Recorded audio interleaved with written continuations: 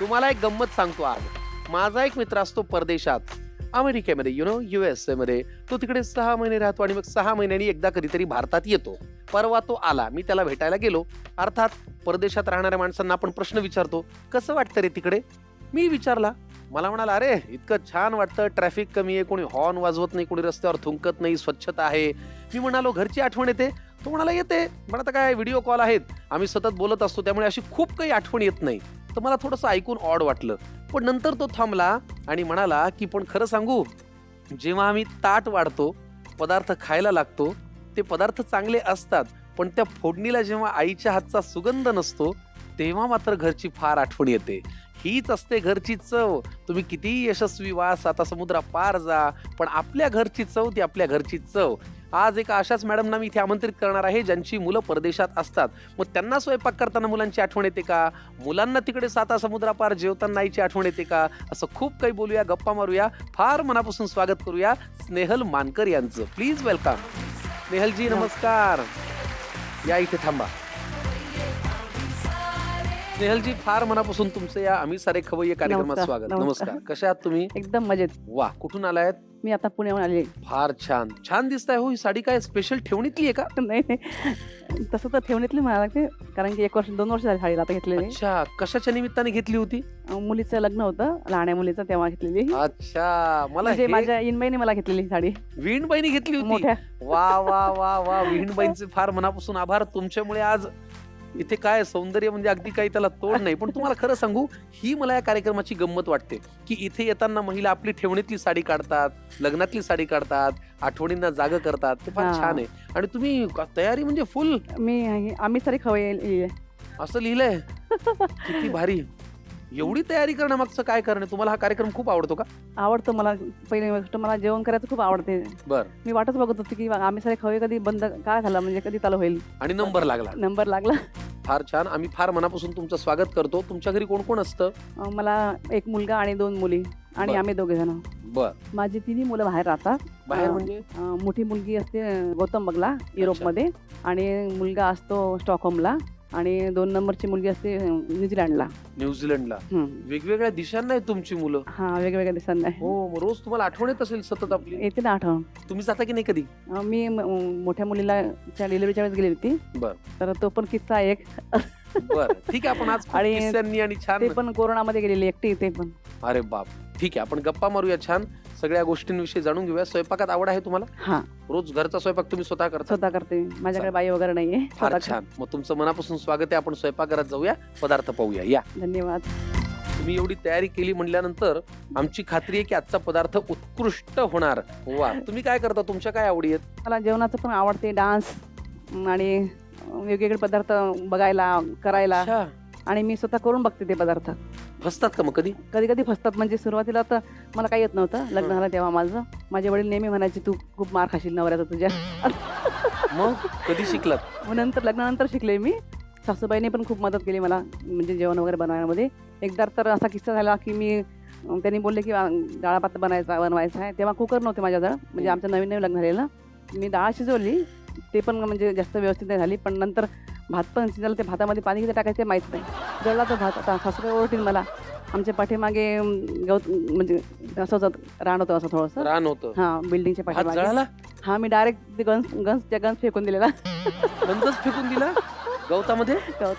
सासूबाईंना थांग पत्ता नाही लागला? नाही, त्यांना माहीतच नाही मी काय केलं म्हणून. नंतर मग दुसऱ्या याच्यामध्ये मी म्हटलं, मला भात माहीतच नाही शिजवायचा, कसा शिजवा, तुम्ही मला सांगा. पण मी आता पण त्यांना ही गोष्ट कधी सांगतच नाही सांगितली. आज पहिल्यांदा आमच्या इथे सांगितली. पण मग तो गंजही गेला. तोपर्यंत सासूबाई येतील बाहेर गेलेल्या, घासू कधी मी कधी.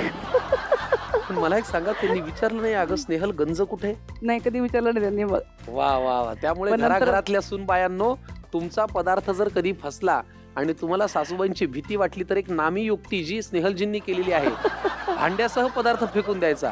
ना रहेगा बास ना बजेगी बासुरी. खूप छान. आजच्या कार्यक्रमात एक महत्वाची टिप आम्हाला मिळाली, हो की नाही? नाही, हे टिप करू नका, यूज नका करू. मी गंमत करतोय. फार छान. असं जर करायला लागलं तर माझी बायको रोज वेगवेगळं भांड फेकेल.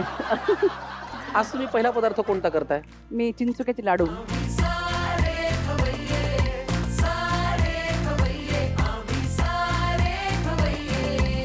चिंचुके चिंचोक्याचे लाडू. त्याचे लाडू हे मी कधी इमॅजिनही नव्हतं केलं. नाही, खूप छान होतात लाडू आणि थंडीच्या वेळेस तर खाल्लेच पाहिजे, 12 महिने खाल्ले पाहिजे. अच्छा, चिंचुके बघा, लहानपणी जे पदार्थ आपण टाइमपास म्हणून खायचो तो खरं तर टाइमपास नव्हता. माझा डान्स, मी म्हणजे माझ्या या वयामध्ये सुद्धा डान्स करते. सगळं मला विचारतात की एवढे तू डान्स करते काय? मी खाते, चिंचोके खाते. या वयात म्हणजे तुमचं वय किती? फार तर फार 20 असेल. 51 आहे. हा 51 म्हणजे माझ्यापेक्षा थोडे लहानच आहात तुम्ही. नाही या वयातही तुम्हाला डान्स करत राहायचं असेल तर चिंचुके खात राहा, नाही. पण त्याआधी लाडू करत राहा. चिंचुक्याच्या लाडवांसाठी लागणारं साहित्य घेऊन या. मखाना, चिंचोके, डिंक तळलेला, खारीक पावडर, खजूर, तीळ, साजूक तूप, ड्रायफ्रुट्स, खसखस, काळा मनुका, जायफळ पावडर, विलायची पावडर आणि सुंठ पावडर. वा, तुमचा विदर्भाशी काही संबंध आहे का हो? मी विदर्भातली मध्येच आहे, शेगाव. माझी पाठ थोपटा शाबास म्हणा मला. एवढी मी शाबासकीसाठी म्हणलो होतो, कुस्तीसाठी नाही. पण मी ते तुमच्या बोलण्यावरून ओळखलं की तुमचा विदर्भाशी संबंध आहे. कृती काय करायची? आधी गॅस ऑन करायचा, कढई ठेवायची किंवा पॅन. आधी चिंचोके भाजून घ्यायचे. बर, चिंचोके भाजून त्याचे टरफळ काढून घ्यायचे. मग नंतर आता हे भाजून झालंय, पुढे काय हा. करायचंय? आता हे भाजून झाले, याचे टरफळ काढायचे. हा. टरफळ काढून मग नंतर मिक्सरमध्ये बारीक करायचं आहे, त्याचं पावडर बनवायची आहे. पण आता आपल्याकडे वेळ नाही नसल्यामुळे पावडर माझ्याकडे रेडी आहे. यांनी तयार पावडर आणलेली आहे. आम्ही ती पावडर घेतो आणि मग आपण वळूया पुढच्या कृतीकडे.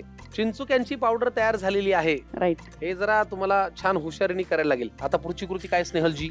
आता यामध्ये थोडं तूप टाकायचं आहे. तुपामध्ये हे मखाना भाजून घ्यायचा आपण आहे. गॅस लावून घेऊ पुन्हा. हां.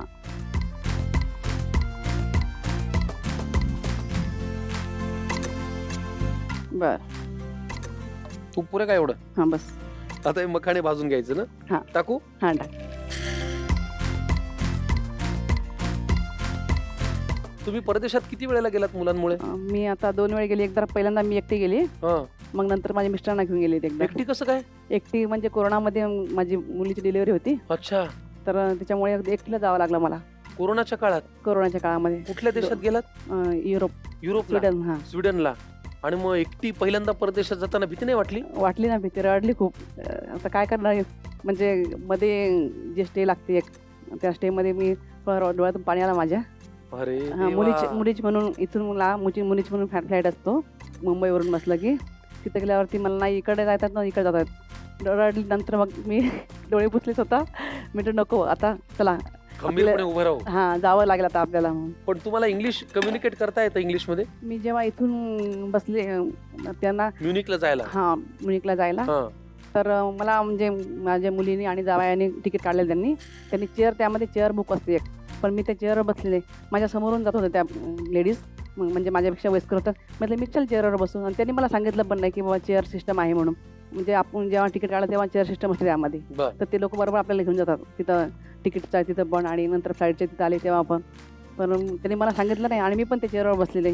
त्याचा लाभच नाही घेतला, त्याचा लाभच घेतला नाही. डायरेक्ट गेला. हां, मग तिथं गेल्यावर मग मला एकदम घाबरल्यासारखे झाले माझं. आता करायचं काय करायचं, ना इकडे ना तिकडे. पण नंतर तिथं गेल्यावरती मास्क वगैरे सगळं तोंडाला. नंतर एंट्री केली आतमध्ये, तर ते बोले पासपोर्ट. Fast forward. पासपोर्ट त्यांना पाहिजे होतं, पासपोर्ट. ते पासपोर्ट. मी म्हटलं मास्क खाली करायचं का? मी मास्क खाली केलं, फेस लावलेलं. तर नो पासपोर्ट. आणि आता म्हटलं काय बोलणार आहात, काय बोलायचं आता आपण यांना. मग नंतर माझ्या क्लिक झालं, मला पासपोर्ट मागतात वाटतं हे. मग त्यांना ओ थँक्यू. मग दाखवलं त्यांना, आतमध्ये एंट्री दिली मग त्यांनी तेव्हा. बापरे.